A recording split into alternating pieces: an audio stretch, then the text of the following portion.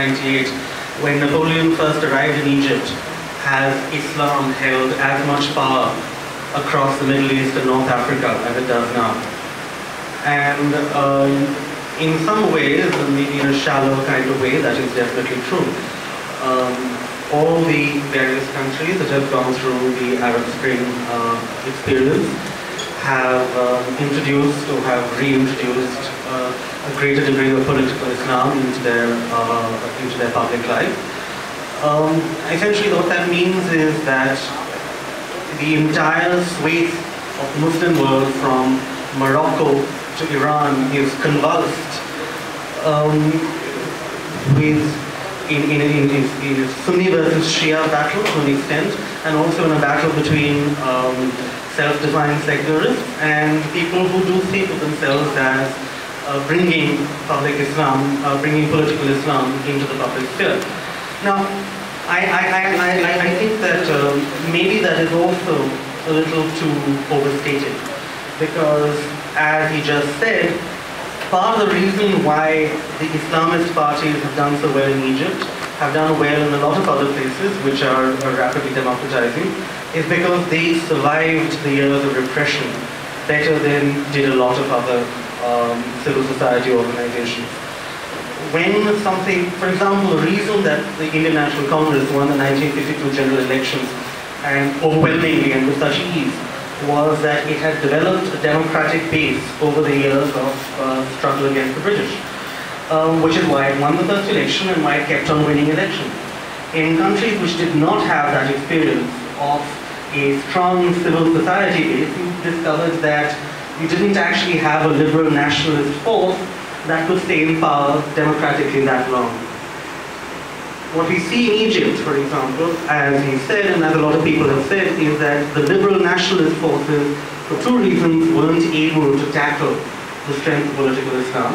First, because it was the Muslim Brotherhood that had carried the flame of dissidence alive in the Mubarak years, that they had a strong welfare component to everything that they did, so they were seen almost as a political and para-state body, even though they weren't part of the state. And also because, and I think this is very important to remember, that the various non-Islamic rulers of that area had started off as liberal, pseudo-liberal pan-Arabists. And so there was a degree to which the liberal Arab nationalism, which one would assume would be the default non-Islamic political option, had actually become, had been debased by this entire sequence of long-running dictators. So there are various reasons why I feel that the fear that the Arab Spring is entirely about restoring political Islam is maybe temporary. I mean, I don't know to what we can discuss this later, but it's possible. I mean, I'm just throwing that out there. Now, the degree to which it should impact us. Well, let me just make one point first. Of the 5 largest Muslim majority countries in the world, and Indonesia, and I think this is in decreasing order of population, Indonesia, Bangladesh, Pakistan, Turkey, and Egypt. In 30 years ago, not one was democratic. Today, all 5 are, to one degree or another, democratic. All 5 of them have differing approaches to how much, and they all have space for political Islam. They all have differing degrees of space for political Islam, different kinds of political Islam, and this shouldn't come as a surprise to everyone because Islam isn't monolithic, and there will be multiple different ways in which a non-monolithic Islam can express itself politically. Indonesia, for example, which although it had a long period of dictatorship, is probably now, of those 5, the most stable democracy. I don't know, touch wood. The issues that are played out in the public sphere are really not very different from pretty much any other Asian democracy.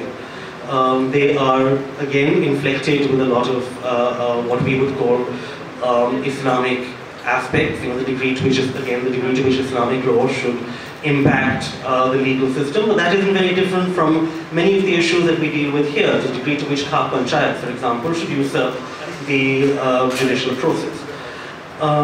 Bangladesh is in some ways the most healthy of these, because it is quite clear that the political division between the liberal nationalist strand of Bengali nationalism and that of a more pan-Islamic, Islamist version of Bangladeshi nationalism is very clear.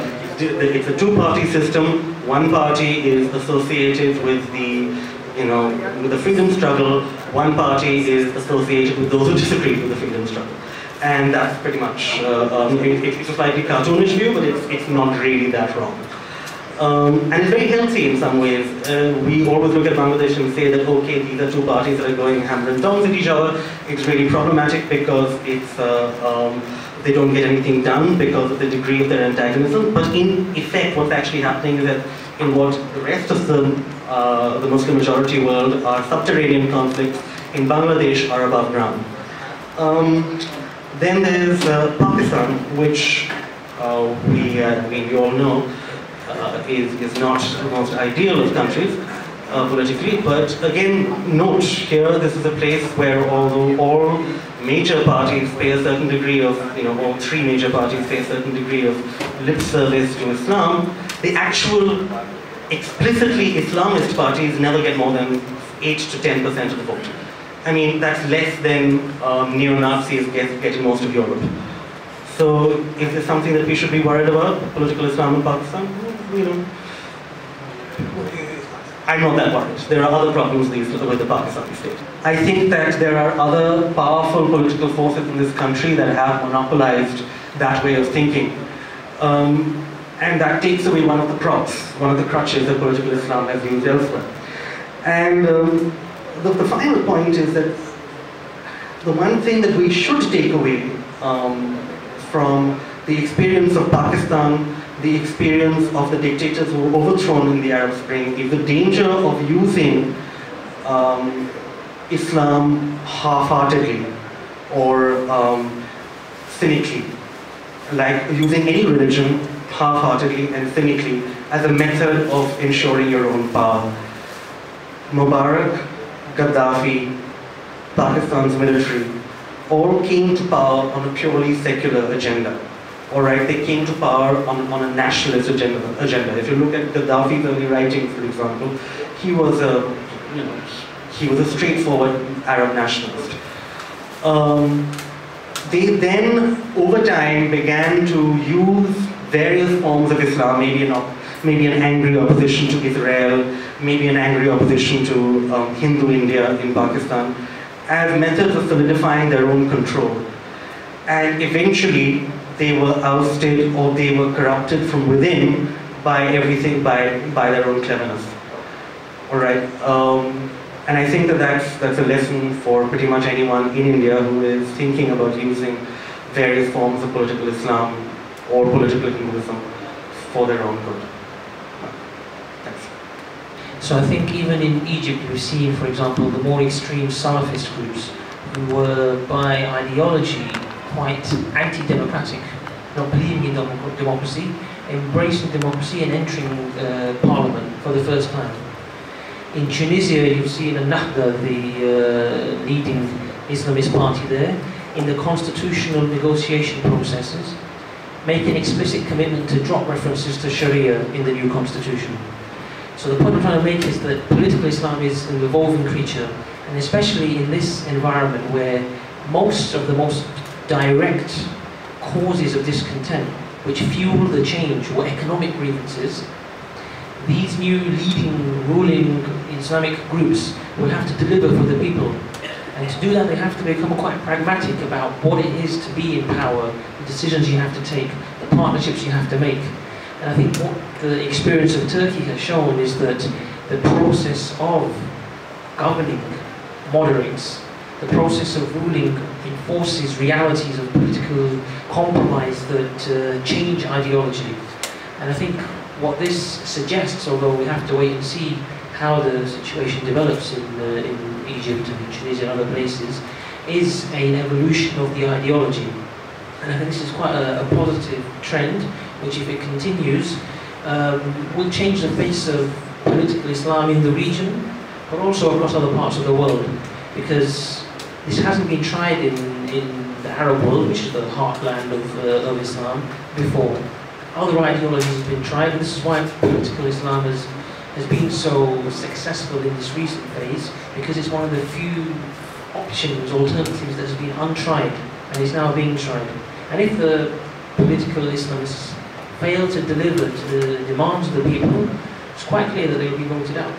Because that's why they're in power, not to put forward an Islamic agenda, but because they're seen as being the most likely to deliver to the needs of the people. Because they have a track record on basic services, they have a reputation for anti-corruption, a reputation for competence. And I think it's also important to look at what the messages from these new governments have been. They understand that they are being scrutinized in a way that other groups normally aren't, because there is a degree of suspicion and fear about what their agenda, their real agenda might be.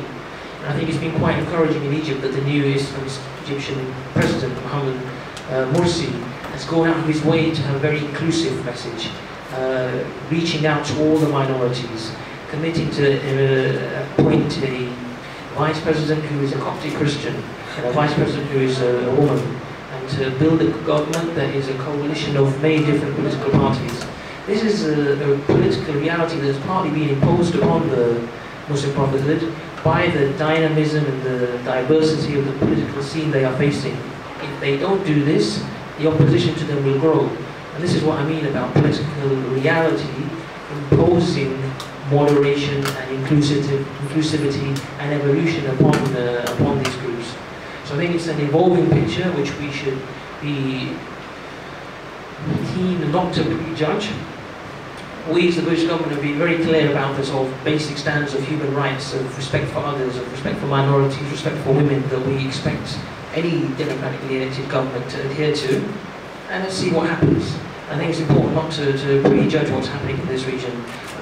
In terms of the impact on the sort of terrorist threats to India, I think my analysis would be your second hypothesis. The reason why you have had extremism flourish from that part of the world is because of political marginalization and alienation. Because people who are Islamically oriented have had no opportunity or no recourse to fulfill their political goals through the normal political process. So they've been pushed to the margins, and through their frustration and exclusion become radicalized and in some cases violent. I think what we're seeing now is pulling into the mainstream of political debate of many people who have an Islamic orientation. And so it means that the appeal of a more moderate form of political Islam becomes greater than that of a radical, violent agenda. And I think, to be honest, most of these people who are in these countries are more interested in their countries than in Kashmir or other places. So I don't think they will suddenly find a passion for trying to solve the rights of the Kashmiri people as they see it, as opposed to trying to improve the condition in their own countries, which is, in most cases, people's primary objective.